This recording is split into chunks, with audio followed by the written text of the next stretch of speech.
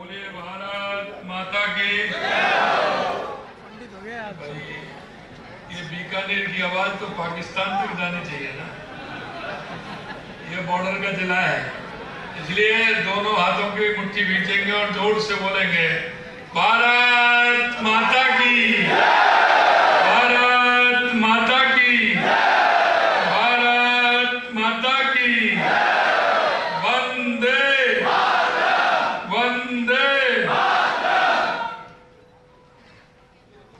आज के इस विभाजन विभीषिका स्मृति दिवस के इस संगोष्ठी के कार्यक्रम में मंच पर विराजमान आपके अपने ही लाडले देश के कानून मंत्री माननीय अर्जुराम जी मेघवाल साहब, आपके आगे अपने ही और मेरी कैबिनेट में मेरे साथी भाई सुमित गोदारा जी, आपके अपने ही शहर की लोकप्रिय विधायक सुश्री सिद्धि कुमारी जी, शहर के ही विधायक भाई जेठानंद जी, खाजूवाला के विधायक डॉक्टर विश्वनाथ मेघवाल, डूंगरगढ़ के विधायक भाई ताराचंद सारस्वत जी, कोलायत के विधायक भाई अंशुमान भाटी जी, पार्टी की जिला अध्यक्ष सुमन छात्रेर जी, ग्रामीण के अध्यक्ष भाई श्याम पंचारिया जी, प्रदेश के मंत्री भाई विजेंद्र पूनिया जी, जिले के प्रभारी दशरथ सिंह शेखावत जी, और इस यात्रा के तिरंगा यात्रा के विभीषिका कार्यक्रम के प्रभारी हमारे दौंद के विधायक भाई गोवर्धन वर्मा जी, भाई ओम सारस्वत जी, राम गोपाल सुतार जी, बिहारी लाल बिश्नोई जी, चंपालाल गेदर साहब, अवनेश महर्षि जी, श्रीमती सुशीला राजपुरोहित जी, अविनाश जोशी जी, राजेंद्र पवार जी और मंच पर बैठे सभी नेतागण और इस कार्यक्रम में आए मेरे मोतियों से महंगे मेरे भाई और बहनों, सबसे पहले तो मैं आप सभी का अभिनंदन करता हूं, वंदन करता हूं, आप सभी को मैं प्रणाम करता हूं।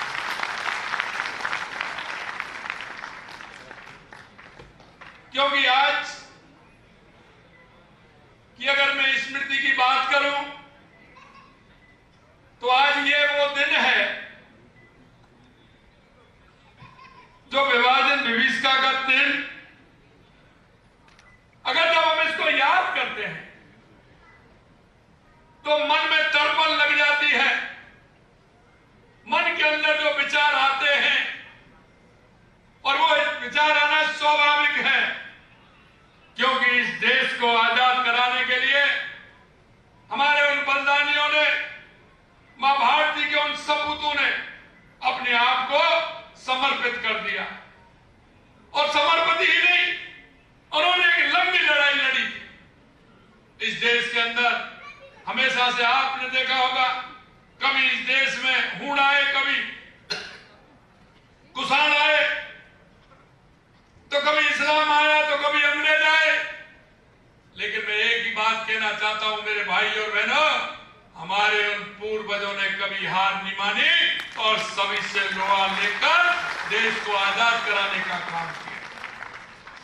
यह लड़ाई कोई एक साल दो साल की नहीं है, कितने अंतराल तक हमारे उन बुजुर्गों ने यह लड़ाई लड़ी, हमारे इन महापुरुषों ने लड़ाई लड़ी, यह भी हमें ध्यान रखना चाहिए।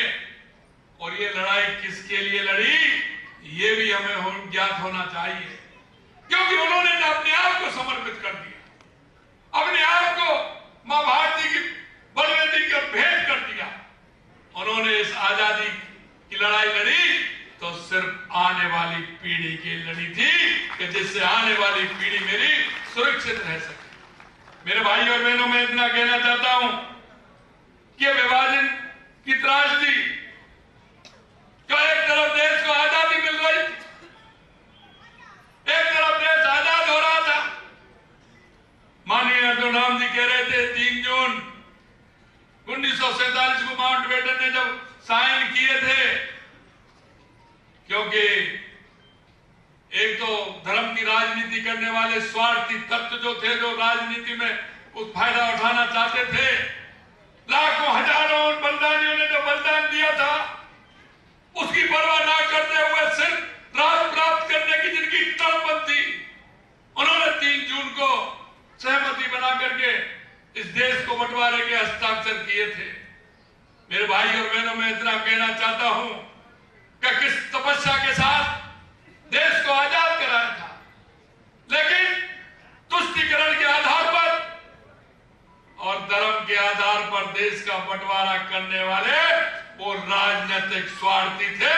उन्होंने देश के बंटवारे के लिए राजनीतिक स्वार्थता का काम किया और इसीलिए उन्होंने इस देश का बंटवारा स्वीकार किया। लेकिन उस दिन की त्रासदी को मैं अगर आपसे कहूं, जब हम उन बुजुर्गों से कहानी सुनते हैं, उनके जीवन की जो कल्पना थी, उन्होंने जिस तरह से देश की आजादी के लिए लड़ाई लड़ी थी, उस दिन उन्होंने कहा कि हम इस दिन के लिए थोड़ी थे। उन्होंने अपने जीवन में इस तरह का नरसंहार जो हुआ था, ये विश्व का पहला नरसंहार था, पहला नरसंहार था। 10 लाख लोगों से अधिक उस नरसंहार में मारे गए थे। कितनी अबलाओं की इज्जतें लूटी गई थी, कितनों ने अपने घर परिवार को छोड़ दिया, कितने लोग कितने दिन पैदल चल करके उन्होंने सीमा पार करते हुए उन्होंने जानें बचाई थी। और मैं आपसे कहना चाहता हूं, आपके यहां भी मिल जाएंगे, क्योंकि आप तो बिल्कुल बॉर्डर पर हैं। इस देश में वो लोग आए जिन्होंने 2-2, 4-4, 5-5 साल तक रेलवे स्टेशन पर रहकर, बस स्टैंड पर रह करके अपने दिन गुजारने का काम किया था। उनके हाथ खाली थे, कुछ नहीं था। उनके परिवार, उनकी जमीन, उनकी जायदाद, दुकान, मकान, सबका सब कुछ रह गया। उनको सिर्फ जो तन पर कपड़े भी नहीं। मेरे भाई और बहनों, मैं आपको इसलिए कहना चाहता हूं, यह विभाजन विभीषिका जिस तरह से एक दंश दिया और दंश दिया, तो इस कांग्रेस पार्टी ने दिया, क्योंकि उनकी जो राजनीतिक महत्वाकांक्षा थी, उन महत्वाकांक्षा के चलते उन्होंने देश की तरफ नहीं देखते हुए ये विभाजन विभीषिका का उन्होंने कांटे को बोने का काम किया। मैं आपसे एक ही निवेदन करना चाहता हूं, आपने देखा होगा देश में कितनी रियासतें थी। सरदार वल्लभ भाई पटेल ने सभी रियासतों को एक करने का काम किया, देश को एक अखंड बनाने का काम किया। जवाहरलाल नेहरू जी के पास सिर्फ एक रियासत थी, एक रियासत, और वो भी थी जम्मू कश्मीर। और जम्मू कश्मीर की स्थिति आप देख रहे हैं, किस तरह से जम्मू कश्मीर की स्थिति उन्होंने खराब की। लेकिन मैं धन्यवाद देना चाहता हूं देश के यशस्वी प्रधानमंत्री नरेंद्र मोदी जी को, कि जो जिन बलिदानियों ने उस जम्मू कश्मीर की कसम खाई थी, ऐसे लोगों ने, डॉक्टर श्यामा प्रसाद मुखर्जी जैसे लोगों ने कहा था कि कश्मीर हमारा है, कश्मीर के अंदर जाएंगे, कश्मीर भारत का अंग है। और हम भी कहते आए, जहां हुए बलिदान मुखर्जी, और देश के यशस्वी प्रधानमंत्री नरेंद्र मोदी जी ने करके दिखा दिया कि धारा 370 समाप्त करके आज कश्मीर भारत का एक अंग के रूप में है। मैं आपसे इतना कहना चाहता हूं मेरे भाइयों, जो पाकिस्तान के अंदर, अफगानिस्तान के अंदर, बांग्लादेश के अंदर जो हिंदू भाई रहते थे, लंबे समय से रहते थे, और वहां की त्रासदी के कारण वो भारत में आए। 70 साल में इस कांग्रेस ने उन भाइयों को क्या दिया? अगर वो भाई थे तो हमारी नागरिकता ग्रेड भी नहीं कर सकते थे, उनके बच्चे पढ़ नहीं सकते थे। लेकिन मैं धन्यवाद देना चाहूंगा देश के यशस्वी प्रधानमंत्री नरेंद्र मोदी जी को, कि सीएए का कानून लाकर उनको नागरिकता भी देने का काम किया और उनके बच्चों को पढ़ाई करने का काम भी दिया और उनको मकान दिला करके पट्टे दे करके राजस्थान में तो उनको मकान देने का भी काम हमारी सरकार कर रही है। मेरे भाई और बहनों, मैं एक ही बात आपसे कहना चाहता हूं, ये जो बंटवारा था, गांधी जी कहते थे अगर बंटवारा होगा तो मेरी लाश के ऊपर होगा, बंटवारा होगा तो मेरी छाती के ऊपर होगा। लेकिन ये आज संविधान बचाने की बात कर रहे हैं, गांधी जी की बात करते हैं। अरे गांधी जी का अपमान तो आपने इतना किया है। महात्मा गांधी जी नहीं चाहते कि देश का बंटवारा हो। डॉक्टर श्यामा प्रसाद मुखर्जी जी ने कहा कि देश का बंटवारा नहीं होना चाहिए। सरदार वल्लभ भाई पटेल ने कहा कि देश का बंटवारा नहीं होना चाहिए। बाबा साहब भीमराव अम्बेडकर जी ने कहा कि देश का बंटवारा नहीं होना चाहिए। लेकिन कांग्रेस की सत्ता लोलुपता ने देश का बंटवारा किया। ये कांग्रेस की देन है। और आज भी आप देख रहे हैं कांग्रेस के लोग पाकिस्तान की भाषा बोलते हैं, पाकिस्तान की भाषा बोलते हैं। मेरे भाइयों, मैं आपसे इतना ही कहना चाहता हूं कि अब हम आपको सभी को उनका जवाब भी देना होगा। ऐसे आस्तीन के जो सांप है उनको कुचलना भी होगा। और एक बात और मैं कहूंगा, क्योंकि इतिहास याद रखता है, हर पीढ़ी को याद रखता है, इसलिए हमारे पूर्वजों ने इस देश की आजादी के लिए अपने आप को समर्पित कर दिया। हजारों सालों की गुलामी जिस तरह की थी, लड़ाई उन्होंने लड़ी थी, जिस तरह से उन्होंने अपने इतिहास को बदलने का काम किया, यह समय आपके लिए भी है। देश को हमें मजबूत बनाना है, एकता अखंडता की मिसाल बना करके चलना है। क्योंकि कांग्रेस के लोग वही भाषा बोलते हैं जो पाकिस्तान बोलता है, वही ये बोलते हैं। लेकिन हमारे नेतृत्व इतना मजबूत है, देश मोदी जी के हाथ में है। देश के यशस्वी प्रधानमंत्री नरेंद्र मोदी जी ने ऑपरेशन सिंदूर करके दिखाया और उनके अड्डों पर मार के दिखाया। जिन लोगों ने, आपने देखा होगा, जिन्होंने थोड़ा सा सर उठाया उनको वहीं मारा, आतंकवादियों को, और उनके एयर बेस जो थे उनको भी समाप्त करने का काम किया। और ऑपरेशन सिंदूर आपने देखा जिस तरह से प्रधानमंत्री जी के नेतृत्व में हमारी सेना ने काम किया, वो आपके सामने है। कितने ड्रोन आते थे, आप तो प्रत्यक्षता से देखते थे, लेकिन एक भी जमीन पर गिरने दिया क्या?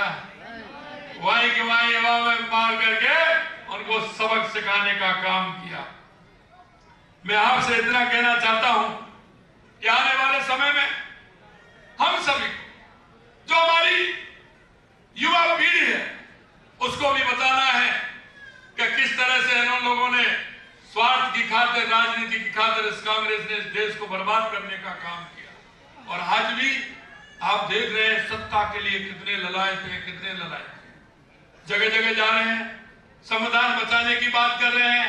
अरे अपने गरीबान में जा करके देखो, आपने चुनी हुई सरकारों को कितनी बार गिराया है, आपने इस देश के साथ कितना बड़ा संघार किया है। आपने जिस तरह से आप करते हैं, आप सिर्फ वो जातिवाद की बात करते हैं, धर्मवाद की बात करते हैं, आप क्षेत्रवाद की बात करते हैं, आप भाषावाद की बात करते हैं, और आप तुष्टीकरण के आधार पर चलना चाहते हैं। अरे भाई, ये देश बदल गया है, अब आपकी चलने वाली नहीं है। देश का नेतृत्व एक मजबूत हाथों में है, देश के यशस्वी प्रधानमंत्री नरेंद्र मोदी जी के रूप में जो है, वो एक मजबूत हाथों में हमारा देश। आज आप देख रहे हैं, पहले हम रक्षा का, क्योंकि कांग्रेस का सबसे ज्यादा राज रहा है, रक्षा के क्षेत्र में हम आत्मनिर्भर नहीं थे। एक मुल्क भी लेते थे तो हम बाहर से मंगाते थे, लेकिन आज आपने देखा हम रक्षा के क्षेत्र में भी मजबूत है, और दुनिया के अंदर भारत की सेना सबसे मजबूत है, सबसे मजबूत है। आज हम आत्मनिर्भर। आपने देखा ऑपरेशन सिंदूर के अंदर जो भारत में निर्मित जो हमारे हथियार हैं, उनका हमने काम लिया। दुनिया के देश जो छोटे मोटे देश है, वो देख रहे हैं कि भारत जिस तरह से आगे बढ़ रहा है।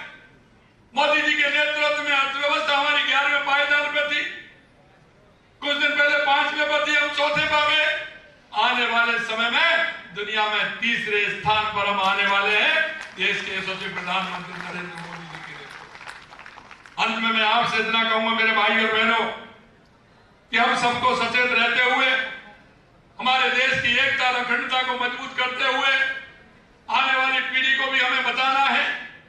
और एक मैं जो आपसे निवेदन करना चाहता हूं, हमें स्वदेशी को अपनाना है। Vocal for local. हमारे बने हुए जो सामान है, आप पहले देखते थे हमारे गांव में उत्पादन होता था, धीरे धीरे वो सब कम हुआ। लेकिन मैं आज आपसे कहना चाहता हूं, और मेरे को तो गणेश जी की बनाई हुई जो मूर्ति दी है अपने गांव की, अपने गाय के गोबर की, अगर यही हम करेंगे, हमारे उत्पादनों को हम बढ़ाएंगे तो निश्चित रूप से हमारा देश मजबूत होगा। हमें आत्मनिर्भर बनना है, हमें रोजगार सृजित करना है। विश्वकर्मा योजना के माध्यम से छोटे छोटे कुटीर उद्योग लगाने हैं। हमारे देश की अर्थव्यवस्था और कैसे मजबूत हो, इसके लिए हमें काम करना है। मेरे भाई और बहनों, मैं इतना ही कहना चाहता हूं कि हमारे देश की मजबूती के लिए हमें एक अलग जगानी है, हमें गांव गांव जाना है, हमारे लोगों को बताना है। और अंत में एक बार कहूंगा कि जो हमारी केंद्र और राज्य सरकार की हमारी योजना है, वो हर व्यक्ति के लिए। पंडित दीनदयाल उपाध्याय, डॉक्टर हमारे भारत रत्न भीमराव अम्बेडकर जी कहते हैं कि अंतिम पंक्ति में जो व्यक्ति खड़ा है, उनको हमारी योजनाओं का लाभ मिलेगा तो हमारा देश मजबूत होगा। हमारा किसान, हमारा मजदूर, हमारी महिला, हमारा युवा अगर मजबूत होगा तो हमारा राष्ट्र विकसित होगा, हमारा राष्ट्र उत्कृष्ट होगा। इसलिए मैं आपसे कहना चाहता हूं, जो हमारी योजना है केंद्र या राज्य सरकार की, उनके माध्यम से हम सब एक एक व्यक्ति को बताना है जिनको उस योजना की आवश्यकता है। कभी कभी दिए तले अंधेरा होता है, हम देख नहीं पाते हैं कि मेरे पड़ोस में कौन है ऐसा जिसको लाभ मिलना चाहिए, मेरे गांव में कौन है, मेरे अपार्टमेंट में कौन रह रहा है, मेरी कॉलोनी में कौन रह रहा है, मेरी रिश्तेदारी में कौन है, मेरा मिलने वाला कौन है। मैं आपसे इतना ही कहना चाहता हूं, बहुत सारी हमारी योजनाएं देश के यशस्वी प्रधानमंत्री नरेंद्र मोदी जी के नेतृत्व में केंद्र और राज्य सरकार की योजनाएं चल रही हैं। ऐसे भाई बहनों को उन योजनाओं का लाभ दिलाते हुए उनके जीवन स्तर को ऊपर उठाना है, ऐसा मेरा आप सभी से निवेदन है। आप सभी इस कार्यक्रम में इतनी बड़ी संख्या में आए हैं क्योंकि मेरा जोधपुर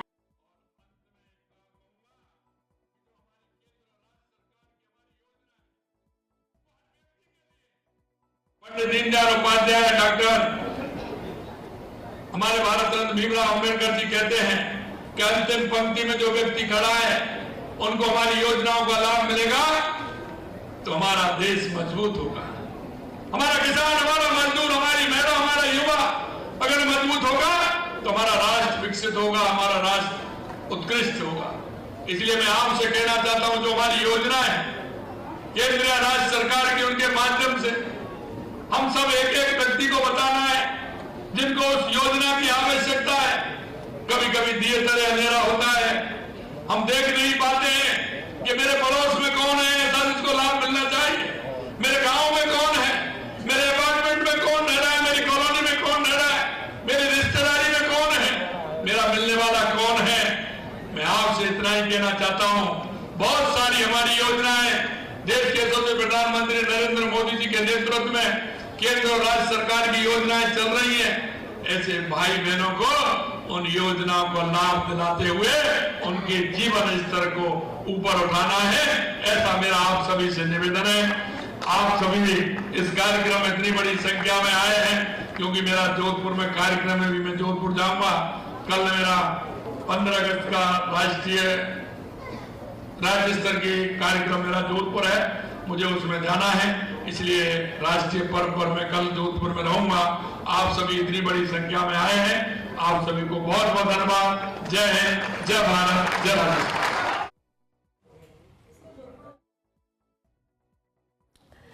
तो बीकानेर से ये सीधी तस्वीरें आप देख रहे थे जहां कार्यक्रम को संबोधित कर रहे थे मुख्यमंत्री भजनलाल शर्मा।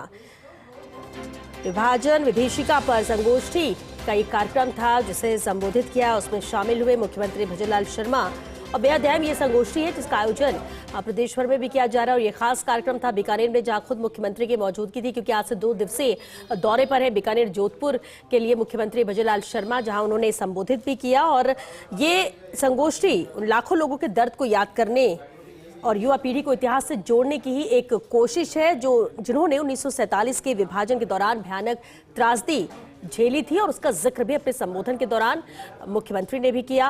और अब बीकानेर से जोधपुर के लिए रवाना होंगी, क्योंकि कल राज्य स्तरीय स्वतंत्रता दिवस समारोह का आयोजन इस बार जोधपुर में होना है, और उसका भी जिक्र सीएम ने अपने संबोधन के दौरान किया। यह अहम तस्वीरें हैं इस कार्यक्रम की।